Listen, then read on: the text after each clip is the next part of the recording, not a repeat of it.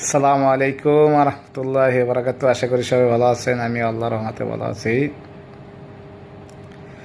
আমি আগেও বলছিলাম যে ষড়যন্ত্র বাড়বে সায় কমবে না, ষড়যন্ত্র বাড়বে সায় কমবে না। কারণ এখন আবার দেখতে আছি আবার নতুন করে টক শোতে কিছু পাপি আবার আসতে আছে যে জামায়াত ইসলাম নিষিদ্ধ সেই 71 সালেই এখন তারা বাংলাদেশে সশস্ত্র সংগঠন, তারা কেমনে রাজনীতি করে অমুক সমুক এইগুলো নিয়ে। এদিকে আবার ওই যে পাপি বান্দা আছে, আবার বিএনপির এরশাদ বলতে আছে যে ফেব্রুয়ারিতে ইলেকশন না দিলে 1 ঘন্টাও রাখবে না এই সরকারকে। আর জামায়াত শিবির আর এনসিবির নেতারা একই সুতায় গাঁথা। এইটা বলছে এরশাদ হোসেন। এরা ক্ষমতার জন্য পাগল হয়ে গেছে। কারণ সাদা যেটা উঠতেছে, এই সাদায় তাদের পোষাইতেছে না। না পোষানোর কারণে এরা এখন রাত্রে ঘুমাইতে পারতেছে না। রাত্রে সকালে দিনে ওদের ইলেকশন দরকার।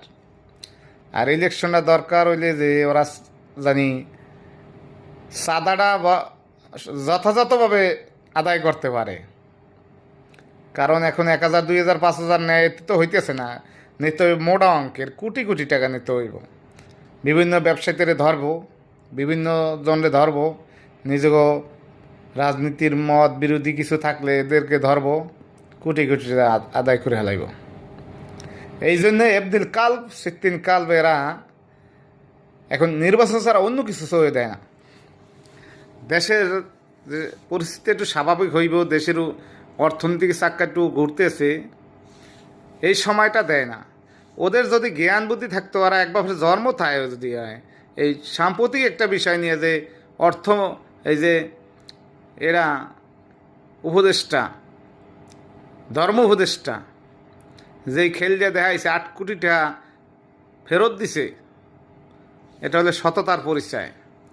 আর ওরা ওরা কুত্তার বাচ্চা, কুত্তা 53 বছর এমপি মন্ত্রী হয়েছ, মানুষের একটা ফেরত দেছ কোনো সময়?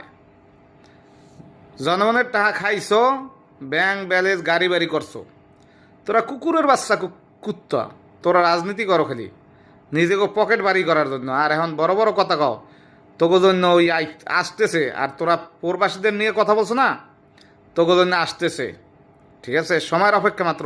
তোরা ডিসেম্বর আর ফেব্রুয়ারি করো না, ওই ডিসেম্বর আর ফেব্রুয়ারিতে তোকে ঠাডা